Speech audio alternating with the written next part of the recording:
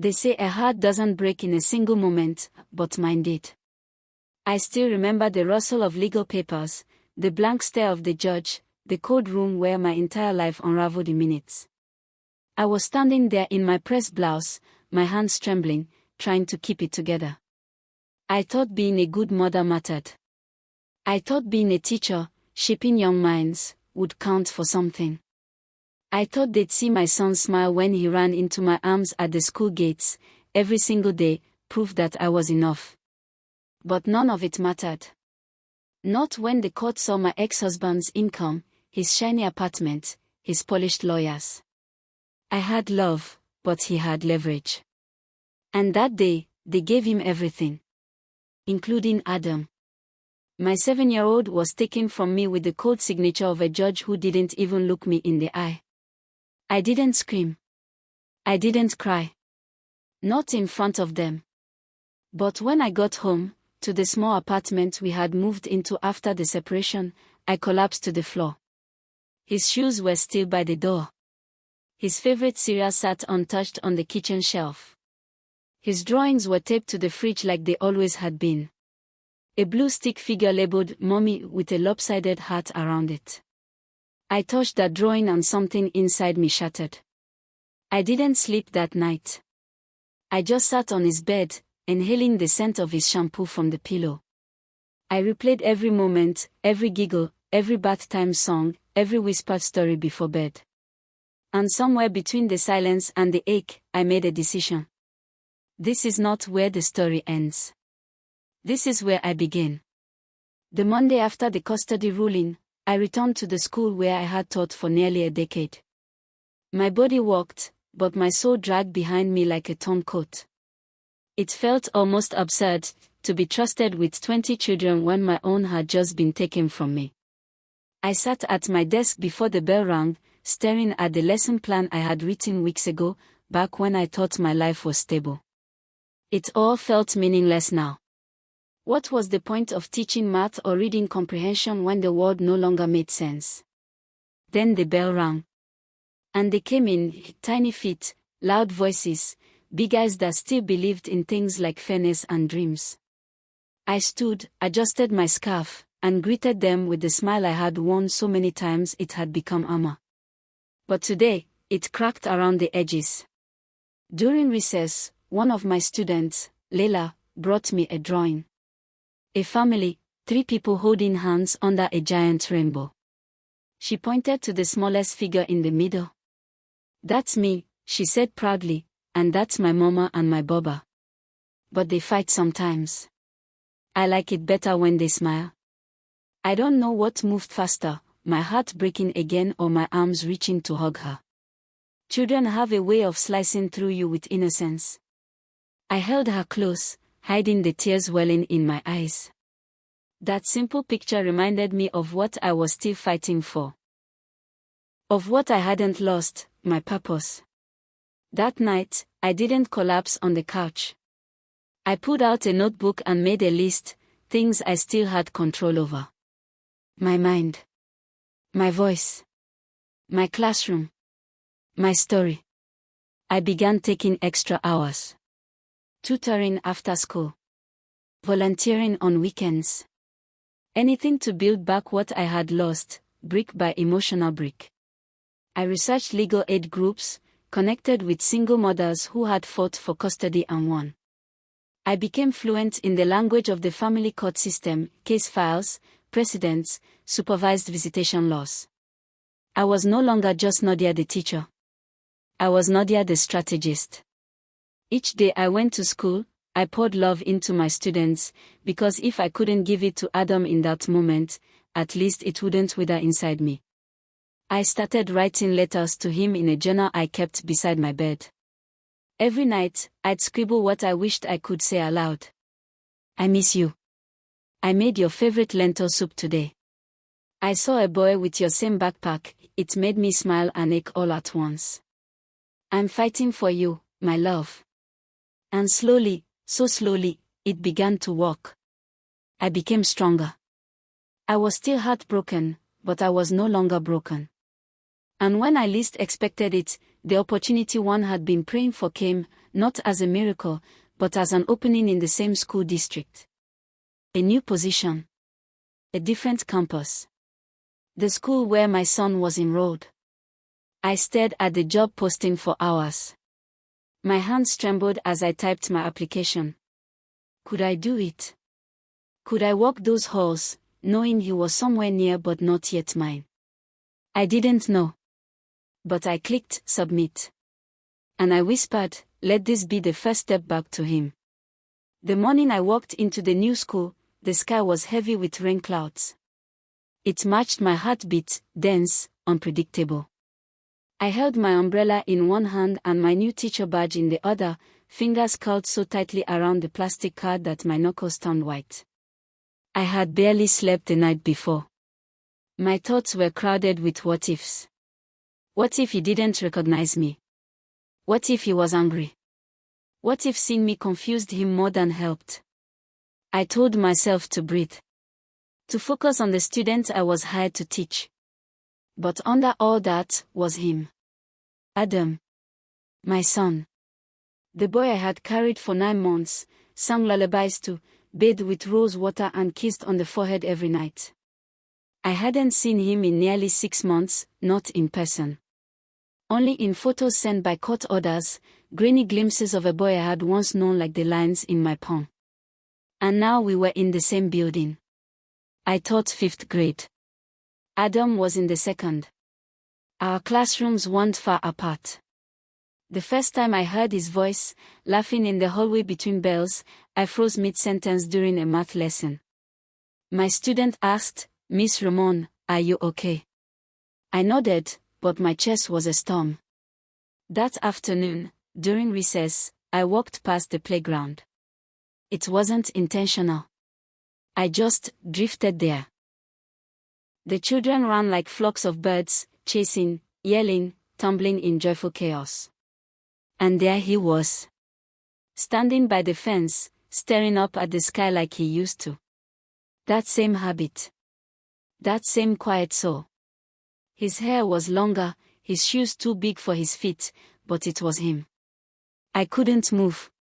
I watched as he turned to one of the boys and offered half his sandwich. He smiled, my smile. Gentle and crooked. And in that moment, I ached so deeply I thought I might fall apart. I wanted to call his name, to run to him and hold him and tell him everything. But I didn't. Instead, I stood there, just a few meters away, silently whispering his name, Adam. Adam. Tears rolled down my cheeks. Another teacher walked by and paused beside me. You all right? She asked kindly. I nodded. Just watching someone I love, I murmured. She smiled. They're the best to watch, aren't they? That night, I wrote in my journal again. But this time, it wasn't a letter. It was a promise. I saw you today. I didn't say anything. I couldn't. But I saw you. And it reminded me why I fight. I will never stop, Adam. One day, you'll run into my arms again. And I won't let you go. I didn't sleep that night. My heart was still beating to the rhythm of his name, Adam. Seeing him again, even from a distance, awakened a fire I thought had gone out long ago. But now it blazed. The next morning, I called my lawyer. I saw him, I whispered, my voice trembling. He's at my school. There was a long silence on the line. Then came the gentle, but firm voice of Miriam, my attorney and one of the few people who had truly stood by me. Then we have leverage. The case had been closed months ago. The judge had decided that Adam was to remain with his father, at least for now. I was considered unstable. Not because I was dangerous. No. But because I had struggled. Because after the divorce, I'd had to start over from zero. They called it emotional volatility. I called it survival. But now I had a job. A salary. A place to live. A community. And most importantly, I was close to my son. Miriam agreed to file for a custody review. It won't be easy, she warned. Your ex-husband will fight back. His family has influence. I knew that. I had once sat across the dinner table from his father, who had looked at me like I was nothing more than a face. A poor teacher girl, he'd said once, thinking I didn't hear. But I did. I heard everything. They had never respected me. Not my career, not my culture, not even my motherhood. So I gathered everything, proof of my employment, my stable housing, references from colleagues, even letters from my students' parents. Miriam helped me craft a new narrative. Not one of desperation, but of strength. 2 weeks later, the first hearing was scheduled. The day of the hearing, I stood in front of the mirror for an hour. I didn't want to look broken. I wanted to look like a mother who had risen from the ashes. I wore a soft blue blouse and tied my hair back. My hands trembled as I put on lipstick. At the courthouse, I saw him, my ex-husband. He looked surprised to see me. Maybe he thought I'd disappeared. Maybe he never believed I would rise again. We didn't speak. Just exchanged glances filled with unspoken memories, regrets, and perhaps a bit of fear. Inside the courtroom, I spoke for the first time in months. I am his mother. I gave birth to him. I raised him. I may have lost my footing, but I never lost my love. I am ready to be his mother again, fully, fearlessly. When the hearing ended, the judge didn't give a verdict right away. We'll reconvene in 30 days. 30 days. 30 more days of waiting, of hoping, of watching my son from a distance while pretending not to know him. But this time, I wasn't alone. I had a voice. I had proof. And I had purpose. I walked out of that courtroom with my head held high. The battle had begun. The days between hearings felt like suspended time, like walking underwater. Everything was slower. Heavier. I would pass by Adam in the hallways and pretend to be just another teacher. I had to swallow my motherly instincts every time he looked up at me, those big brown eyes searching for something familiar. At night, I wrote him letters. Letters I never sent. I kept them in a worn-out notebook, pages stained with tears, smudged ink, and longing. Dear Adam. Today, I saw you in the library. You were reading about dinosaurs, your favorite. You looked so focused, so peaceful. I wanted to run to you, wrap you in my arms, and say, Mama's here. But I didn't. I couldn't. I hope one day, you'll understand why. Dear Adam. Do you remember our secret pancake Sundays? When we used to add chocolate chips and banana slices, and you'd always eat the ice first. I made pancakes today. Just for me. But I made yours, too. I left them on the counter and imagined you running into the kitchen, your hair messy, your feet warm against the tiles. I began each one with Dear Adam and ended them all with Love you forever, Mama. The notebook became my sanctuary. On the outside, I appeared composed, professional, even. But inside, I was breaking and rebuilding myself each night, one letter at a time. One day, I left the notebook open on my kitchen table. A friend from school, Ella, stopped by to bring me a lesson plan we were working on together. She saw it. I didn't mean to read, she said, her voice soft. But, Nadia, this is powerful. You're not just writing letters. You're fighting. She was right. These weren't just words. They were my testimony. My story. My evidence. Ella suggested we turn them into a formal statement. A reflection of my emotional bond with Adam. Something the court could read, not as legal proof, but as human proof. So, we typed them. Cleaned up the grammar. Removed the chocolate chip anecdotes, kept the raw emotion. Printed them on clean white pages, bound them in a red file. At the next court date, Miriam submitted them as a supporting document. The judge didn't read them immediately. But he looked at the file. Then he looked at me. "There's heart in here," he said. "That matters." That night, I added a final entry to the notebook. "Dear Adam, someday, I'll give you this book. Maybe when you're older. Maybe when we're sitting together on a park bench, eating ice cream, and you ask me, 'Mama, what happened back then?' I'll hand it to you, and I'll say, 'Read this. This is how I loved you in silence.'" I closed the notebook and held it against my chest. I couldn't send the letters. But maybe one day, he'll read them. The courtroom felt colder that morning.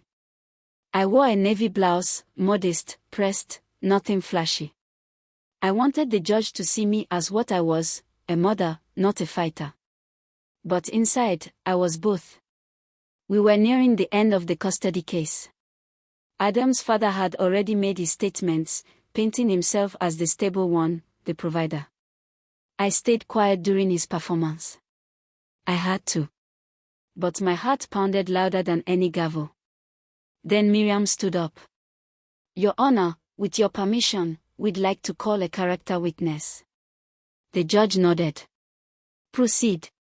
A woman stood and walked to the front. My breath caught. It was Mrs. Ayres, Caleb's mom. Caleb was in my literature class, an anxious but brilliant boy. A boy who once confided in me that he was scared to read out loud because of a stutter. I'd worked with him every lunch hour for 2 months, and by spring, he was the narrator of our school play. "I'm not a lawyer," Mrs. Ayres began, her voice trembling, "but I am a mother. And I need to speak for someone who doesn't always speak for herself." She looked straight at me. "Nadia Rahman is the kind of teacher who makes children feel seen. My son came home one day and told me, 'Ms. Rahman believes in me.' Do you know how powerful that is? When a child feels believed in." She went on. "She didn't just teach my son how to analyze poetry. She taught him how to trust his own voice. And if she could do that for my child, someone else's child, I can only imagine what kind of love she gives her own." My throat tightened. I could barely breathe. She's not perfect. None of us are. But she's present. She's compassionate. And she's the kind of mother this child deserves. She ended with one sentence I will never forget. "If Nadia Rahman doesn't deserve to raise her son, then I don't know what motherhood even means anymore." There was silence in the courtroom. A silence heavy with truth. The judge leaned back in his chair. For the first time, I saw something shift in his eyes. A softening. An understanding. Outside, after the hearing adjourned, Mrs. Ayres hugged me. "I couldn't stay silent," she whispered. I nodded, tears in my eyes. "You gave me back something I thought I lost." "What's that?" "Hope." That night, I wrote another letter to Adam. "Dear Adam, today, someone who barely knew you fought for us. Not because she had to. Because she saw something in me, something I nearly forgot. She reminded me that sometimes, the loudest voice comes from a quiet place of truth. I'm one step closer to you. I feel it. Love you forever, Mama." The next hearing was scheduled for Thursday morning. I hadn't slept well the night before. My mind circled endlessly, legal jargon, custody laws, questions I might be asked. But none of that could prepare me for what Miriam handed me as I walked into the courthouse waiting area. "Adam drew this in his latest school art class," she said softly. It was folded neatly, like a secret. I opened it, hands trembling slightly. The picture was drawn in crayon. Simple lines. Bold colors. But the story it told. In the center, Adam had drawn a house. Not a fancy one, small, a little lopsided, but warm. Smoke puffed from the chimney. Flowers dotted the path to the door. And in front of the house stood two stick figures, one tall, with long brown hair. One small, holding her hand. Above the picture, he had written, in large shaky letters, "Me and Mama. My real home." My knees almost gave out. I pressed the paper to my chest, eyes stinging. In court, Miriam held the drawing up for the judge to see. "This is how Adam sees home," she said gently. "And who he sees it with." The judge looked at the picture for a long moment. "Did he draw this freely?" he asked. "Yes," said Miriam. "It wasn't an assignment. The class was simply asked to draw where they feel safest. This is what he gave his teacher." I looked at Adam's father and grandfather. For the first time, they had no smirks. No composure. Just silence. The judge leaned forward, folding his hands together. "I've presided over hundreds of custody cases," he said. "Very few include evidence this pure. This clear." He turned to me. "Miss Rahman, is this your home?" I nodded. "It's small. But I've made it safe. For him." "And the drawing?" He drew the truth. There was a long pause. Then the judge nodded slowly. "Let the record show this drawing has been accepted as a character exhibit. And it may very well be the most honest exhibit I've ever seen in this courtroom." I bit my lip, trying not to cry. Later that day, I walked out of the courtroom and sat on a bench beneath the old oak tree in the courtyard. I unfolded the picture again, just to look at it. And I whispered into the breeze, "Thank you, Adam. You reminded them who we are." That night, I didn't write a letter. I framed the picture instead. It now hangs above our kitchen table. Every morning, it reminds me. Even a child knows where love lives. When the judge asked if I had anything to say before the final ruling, I stood slowly. My knees shook, but my voice didn't. "I'm not perfect," I began. "I don't have a big house or a wealthy last name. But I have something else, something stronger. I have love. And I have shown up. Every day." I looked toward my son, who gave me the smallest nod. "They say children need stability." I agree. But stability doesn't come from money. It comes from a warm meal, a bedtime story, a mother who never stops fighting for her child. I paused, letting my words land in the quiet room.